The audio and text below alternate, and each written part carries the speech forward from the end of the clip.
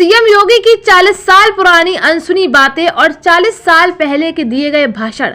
आइए देखते हैं कि पूरी रिपोर्ट। संन्यास लिया है अपने समाज के लिए, मैंने अपने परिवार को छोड़ा है, मैंने अपने माँ बाप को छोड़ा है, लेकिन आज मुझे अपराधी बनाया जा रहा है। महोदय, उत्तर प्रदेश के मुख्यमंत्री योगी आदित्यनाथ आज जिनके नाम से यूपी की माफिया गैंग्स थर थर कांप उठती है, जिनके सामने चुनाव में खड़े रहने की बात से ही विपक्ष के पसीने छूट जाते हैं। लेकिन क्या आप जानते हैं कि उसी योगी को राजनीति के सफर की शुरुआत में इतना परेशान किया गया कि वो लोकसभा में स्पीकर के सामने फूट फूट कर रोने लगे थे और राज्य की सेवा करने के लिए उन्होंने सन्यासी बनकर परिवार का भी त्याग कर लिया था कि एक बार उनके खुद के पिता उनका भाषण सुनने के लिए आम आदमी की तरह भीड़ में खड़े हुए थे। तब अपने पिता को देखकर योगी जी ने क्या किया, और जैसे पिछले 15 वर्षों से योगी आदित्यनाथ ने अपने व्यक्तित्व की ऐसी काया पलट कर दी है कि जो उन्हें धमकाते थे आज वहीं उन्हें सलाम करते हैं। जानेंगे आज योगी आदित्यनाथ के जीवन से जुड़ी कुछ ऐसी अनसुनी कहानियां जो आपके दिल में उनके लिए आदर सम्मान को 10 गुना बढ़ा देंगी। लेकिन उसके पहले नए दर्शक जल्दी से चैनल को सब्सक्राइब कर दीजिए। तो चलिए शुरू करते हैं योगी आदित्यनाथ की अनसुनी बातों का भाग 2। सबसे पहले बात करते हैं आखिर योगी आदित्यनाथ लोकसभा में फूट फूट कर क्यों रोए थे। तो साल था 1998 जब योगी आदित्यनाथ के गुरु अवैधनाथ ने राजनीति से संन्यास लिया और अपनी जिम्मेदारियां आदित्यनाथ को सौंप दी। उसी साल उन्होंने भारतीय जनता पार्टी की तरफ से गोरखपुर से लोकसभा चुनाव में हिस्सा लिया और 26,206 वोट से समाजवादी पार्टी के जमुना प्रसाद निषाद को हराया और सबसे कम उम्र के सांसद बन गए। अहम आदित्यनाथ लोकसभाया सदस्यत्वेन निर्वाचितः निश्चितेन परमेश्वरस्य नाम्ना सपे। जिसके बाद 1999 और 2004 के लोकसभा चुनाव में भी उन्हें बहुमत से जीत हासिल हुई। लेकिन प्रदेश में समाजवादी पार्टी की सरकार थी, इसलिए उन्हें काफी मतभेद का सामना करना पड़ता था। साल 2007 में तो 5 बार के भाजपा सांसद रह चुके योगी आदित्यनाथ को मुलायम सिंह की सरकार ने 11 दिनों के लिए जेल में ही डाल दिया था, इस आरोप में कि उन्होंने सरकार के आदेशों का उल्लंघन किया है। इस तरह कई कठिन परीक्षाओं से गुजरने के बाद योगी आदित्यनाथ पूरी तरह से टूट चुके थे और 12 मार्च 2007 के दिन जब वो लोकसभा के सत्र में पहुंचे तो वहां अपनी आप बीती बताते हुए उनकी आंखों में आंसू आ गए। सर मुझे बोले डोंट बी। रोते हुए उन्होंने लोकसभा स्पीकर सोमनाथ चटर्जी से कहा कि मैं तीसरी बार लोकसभा का सदस्य बना हूं।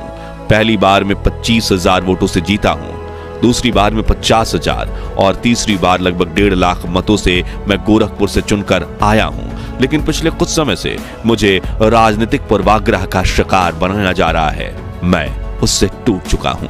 आगे उन्होंने कहा कि मैं आपसे सिर्फ इतना पूछने आया हूं कि मैं इस सदन का सदस्य हूं या नहीं, और क्या यह सदन मुझे संरक्षण दे पाएगा या नहीं दे पाएगा। संरक्षण नहीं दे सकता है तो मैं आज ही सदन को छोड़ करके वापस जाना चाहता हूं। यो छोड़िए सब। मैंने कोई महत्व नहीं रखता महोदय, मैंने अपने जीवन से संन्यास लिया है अपने समाज के लिए, मैंने अपने परिवार को छोड़ा है, मैंने अपने माँ बाप को छोड़ा है, लेकिन आज मुझे अपराधी बनाया जा रहा है। महोदय, उन्होंने बताया कि मैंने अपने जीवन से संन्यास लिया है, मैंने अपने परिवार को छोड़ा है, मैंने अपने माँ बाप को छोड़ा है, लेकिन आज मुझे अपराधी बनाया जा रहा है, और वो सिर्फ राजनीतिक साजिश के तहत, सिर्फ इसलिए क्योंकि मैंने वहां भ्रष्टाचार के मामले उजागर किए थे।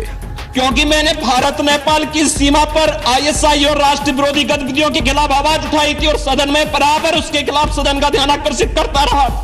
इस तरह वो कई बार राजनीतिक भेदभाव का सामना करने की बात कह चुके हैं, जिसे बताते हुए वो कई बार रोए भी हैं, लेकिन टूटे नहीं, बल्कि इस तरह उभर कर सामने आए कि 2017 में चुनाव जीतकर सीधा उत्तर प्रदेश के मुख्यमंत्री की कुर्सी पर बैठ गए, जहां पहले समाजवादी पार्टी के अखिलेश यादव बैठा करते थे। और जब नरेंद्र मोदी की तरह योगी आदित्यनाथ भी एक बार कुर्सी पर बैठते हैं तो जल्दी छोड़ते नहीं। इसलिए 2022 में चुनाव में भी उन्होंने आसानी से जीत हासिल कर ली और आज उन्हें रोने वाले नहीं बल्कि रुलाने वाले राजनेता के नाम से जाना जाता है। समाज की सेवा के लिए त्याग दिया था परिवार, लेकिन कभी कम नहीं हुआ माता पिता के प्रति सम्मान और प्यार। दोस्तों, सन्यासी जीवन जीने के लिए आपको घर, परिवार, गांव सब कुछ त्यागना पड़ता है। साल 1993 में सन्यास लेने के बाद योगी आदित्यनाथ ने भी अपने परिवार का त्याग कर दिया था और फिर 30 वर्षों में वो अपने परिवार से नहीं मिल पाए थे, जिसके बारे में बात करते हुए एक बार योगी बताते हैं कि साल 2020 में 89 साल की उम्र में उनके पिता आनंद सिंह बिष्ट का देहांत हो गया था, मगर उस वक्त कोरोना काल चल रहा था और लॉकडाउन में राज्य की स्थिति संभालने के लिए वो पिता के अंतिम संस्कार में नहीं जा पाए थे।